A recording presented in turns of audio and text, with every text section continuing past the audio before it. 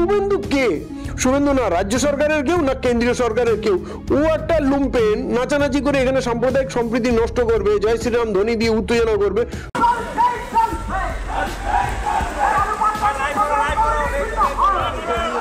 আলুর যা দাম কৃষকরা পাচ্ছে না, 2.5 টাকা 3 টাকা করে তারা হচ্ছে ফসলের দাম পাচ্ছে। ভারতের উপরে নির্ভরতা কমিয়ে এখন বিকল্প খুঁজছে বাংলাদেশ। ভারতের দাদাগিরি কোনোভাবে আর বাংলাদেশ মেনে নিবে না, আর একে ঘিরে ভারতীয় কৃষকদের মধ্যে চরম অস্থিরতা দেখা দিয়েছে। ভারতের পশ্চিমবঙ্গ এবং মহারাষ্ট্র সহ বিভিন্ন রাজ্যের কৃষকেরা তাদের উৎপাদিত পণ্যের ন্যায্য মূল্য পাচ্ছে না, আর এর জন্য তারা ক্ষোভ প্রকাশ করছে। এবার ভারতীয় কৃষকেরাই ক্ষোভ ঝেড়েছে মুখরঞ্জনের ওপরে। এমনকি মলম বিক্রেতা খ্যাত এই সাংবাদিকের নামে তারা কেস করবে বলে জানিয়েছে। 5 আগস্ট শেখ হাসিনা ভারত পলায়নের পর একের পর এক মিথ্যা বানোয়াট তথ্য প্রচার করতে থাকে ভারতীয় রিপাবলিক বাংলা টিভি। এগুলো হচ্ছে মোদির পোষা গদি মিডিয়া। এর ফলে ভারত বাংলাদেশের মধ্যে বন্ধুত্বপূর্ণ সম্পর্ক এর মধ্যে কিছুটা ফাটল ধরেছে। এমনকি পণ্য আমদানি রপ্তানিতেও এর ব্যাপক প্রভাব দেখা যাচ্ছে। শেখ হাসিনা সরকার থাকাকালীন আলু এবং পেঁয়াজের জন্য বাংলাদেশ ভারতের উপরে নির্ভর করত। তবে বর্তমানে একক উৎস ভারতের উপর নির্ভর না করে বিকল্প খুঁজছে বাংলাদেশ। এতে ক্ষোভে ফেটে উঠছে ভারতীয় কৃষকেরা। ভারতের বিভিন্ন রাজ্যের কৃষকেরা তাদের উৎপাদিত পণ্যের ন্যায্য মূল্য না পাওয়ায় তারা রাস্তায় রাস্তায় আন্দোলন করছেন। তাদের কষ্ট দেখার কেউ নেই। যত ঝড় ঝামেলা যায় এই কৃষকদের ওপরে। আর যেমনটা জানেন, দিনাজপুরের হিলি বন্দর দিয়ে ভারত আলু পাঠানো বন্ধ করে দিয়েছে। তারা অজুহাত দেখিয়েছিল যে তাদের রাজ্যে নাকি আলুর সংকট রয়েছে এবং মূল্য বৃদ্ধির কারণে তারা বাংলাদেশকে আলু সরবরাহ করতে পারবে না। ভারতের কৃষকরা দাবি করছে রপ্তানি বন্ধের কারণে তাদের উৎপাদিত পেঁয়াজগুলো মাত্র 2.5 থেকে 3 টাকা দরে প্রতি কেজি বিক্রি হচ্ছে। আসলে তারা বিক্রি করতে বাধ্য হচ্ছে, যার কারণে উৎপাদন খরচই তারা তুলতে পারছে না। তারা দাবি করছে এই পণ্যগুলো বিজেপি নেতা শুভেন্দু এবং মুখরঞ্জনকে কিনতে হবে। বাংলাদেশে পাকিস্তানের অস্ত্র ঢুকছে, বাংলাদেশে অস্ত্র সরবরাহ করছে পাকিস্তান। যে পাকিস্তান খেতে পায় না, বাংলাদেশকে আমেরিকা বানাবেন। নাচুন আপনারা। 18 কোটি মানুষকে পথে বসাবে মোহাম্মদ ইউনূস।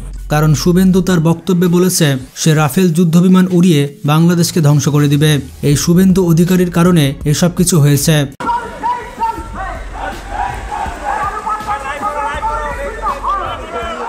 আলুর যা দাম কৃষকরা পাচ্ছে না, 2.5 টাকা 3 টাকা করে তারা হচ্ছে ফসলের দাম পাচ্ছে।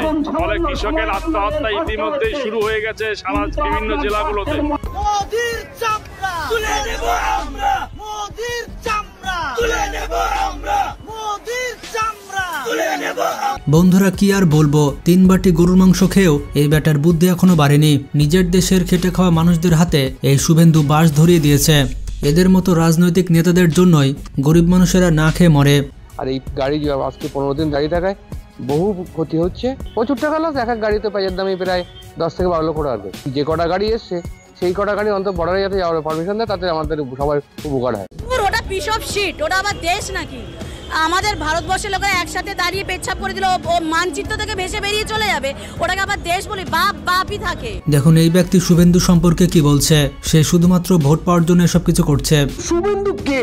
শুভেন্দু না রাজ্য সরকারের কেউ না কেন্দ্রীয় সরকারের কেউ। ও একটা লুম্পেন, নাচানাচি করে এখানে সাম্প্রদায়িক সম্প্রীতি নষ্ট করবে, জয় শ্রীরাম ধ্বনি দিয়ে উত্তেজনা করবে। শুধু ওর মুখ্যমন্ত্রী হওয়ার স্বপ্ন। এ তো সব অশিক্ষিত মাল। এরা ভাবছে যে আমরা বাংলাদেশে ঢুকে যাবো, কক্সবাজারটা নিয়ে নেবো, ওইখান থেকে আমরা সমুদ্রপথে ডাইরেক্ট অ্যাক্সেস পেয়ে যাবো নর্থ ইস্টে। এসব স্বপ্ন। বন্ধুরা, শুভেন্দু বাংলাদেশকে বাথরুম করাতে গিয়ে এখন নিজে বাথরুম করে দিয়েছে। সে রাস্তাঘাটে বের হতে পারছে না, মানুষ তাকে জুতা দিয়ে মারছে। শুভেন্দুকে বলে দিতে চাই বাংলাদেশের মানুষ প্যান্টে বাথরুম করে না, বরঞ্চ আপনি গিয়ে দেখে আসুন ভারতের দিল্লিগামী ট্রেনে ভোরবেলায় আপনি দেখতে পাবেন যে কারা বাথরুম করছে। কমপক্ষে 5000 মানুষ রেল লাইনের ধারে হাতে পানি নিয়ে বসে গেছে বাথরুম করতে। আবার ভারতের বড় বড় পুলিশ অফিসার গরুর পেছন থেকে আশীর্বাদ নিয়ে থাকে এবং গোমূত্র পান করে থাকে। এর জন্য বলে ভারতের ঘর আছে, টয়লেট নাই, আর খাবার থাকতেও তারা গোবর খায়। আর শুভেন্দু বলছে নাকি বাংলাদেশের মানুষ প্যান্টে বাথরুম করে দিবে। এই শুভেন্দুর মতো নেতা থাকলে ভারতের প্রতিবেশীদের সাথে কখনো তার ভালো সম্পর্ক হবে না। ভারতের পণ্য না গেলে না খেয়ে মরবে। 40টা রাফেল আছে, মাত্র 2টো রাফেলকে যদি উড়িয়ে দেয় ভারত। আর এক হকার মলম বিক্রেতা সাংবাদিক রয়েছে, সে বলে থাকে আলু পেঁয়াজ না দিলে নাকি বাংলাদেশিরা খেতে পারবে না। আরে ভাই, বাংলাদেশিরা কলকাতায় না গেলে কলকাতার মানুষই না খেয়ে মরবে। আর এটা হয়তো মুখরঞ্জন জানে না। দুটো হোটেল রয়েছে, প্লাস আমার একটা রেস্টুরেন্ট রয়েছে।